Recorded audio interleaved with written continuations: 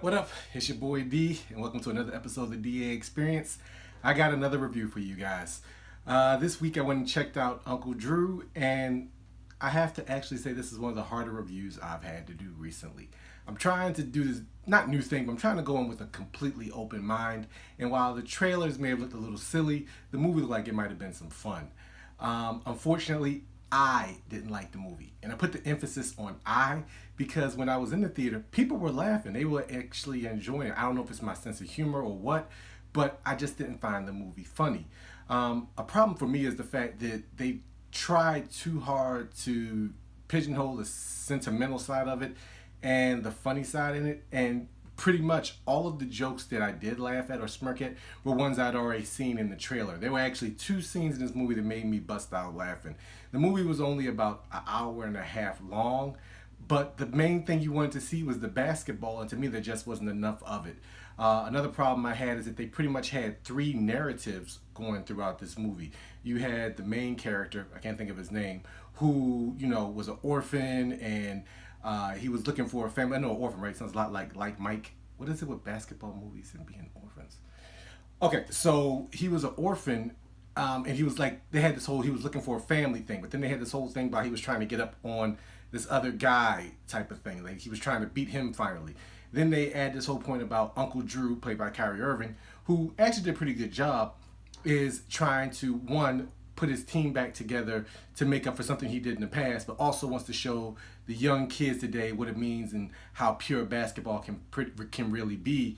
And then the third thing is you have this rivalry going, or this tear between the team, which come back pretty easily, but then they have this, this rift between Shaq's character and Kyrie Irving's character. So the movie just didn't know the story it wanted to tell. If it could have cohesively stuck to one, maybe two of those, it would have did a lot better. But there was like they were trying to get a lot of different emotions out of people at a lot of different times, and a lot of stuff was just resolved way too quick for me to have any type of emotional attachment to the characters. I don't know how much emotional attachment you can have when the idea is just to take as many NBA players as you can, put them in some old makeup, and see what happens when you have them face some younger guys, which I would have liked to see more scenes of them doing that. Outside of the tournament, it's quick shots of them doing stuff, but it never shows them showing, why they're so good. Plus, when a movie is made by Pepsi Productions, yes, it is made by Pepsi Productions. Don't forget, this is based off of a Pepsi commercial a la Space Jam and Nike, which, again, as a basketball movie was okay, but that was specifically made for kids. And that's the main thing about this one. The movie's, I guess I have to create something entirely new. It's cute. It's a cute movie. If you have kids that like basketball, they'll love this movie. I guess I hate to say it, but if you're easily amused, you'll like this movie. If you're looking for something with a little bit more depth, or not using the spaghetti method where they throw a whole bunch of jokes at the screen and just see what sticks, then I would pass on this.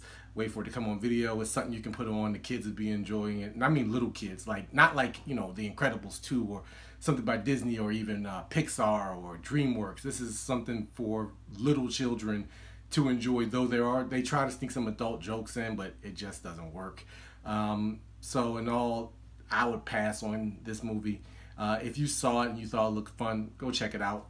I didn't enjoy it, so this one's going to get 2 basketballs out of 5. But before I do go, I didn't put in the pros. Shaq is actually one of the best parts in this movie. He actually does a lot of emotional growth in this, and he has some of the funniest lines, and his character is actually pretty funny in the movie. Lots of the other characters become side characters, but he's more of a main character in this, and he has some of the funniest scenes in the movie. I will give it that. Other than that, though, if you're looking to see let them do some crossovers on people, and the basketball could have been a lot bigger part of the movie for a movie about basketball and Uncle Drew. This just seemed like a way for Pepsi to make some extra cash, get a whole bunch of cameos in, and see what happens. But in closing, that'll do it for me. Next up is Ant-Man and Wasp. We know I'm a little biased to the Marvel movies. We know this. Ant-Man, which I originally saw, didn't think was going to be that big, but it turned out being all right. I'm actually looking forward to this since it happens post Infinity War. And for those of us who saw Infinity War, we kind of want to know how this fits into the whole thing. So I'm going to leave it at that. I'll see you all at the movies, and here's hoping it's a good one.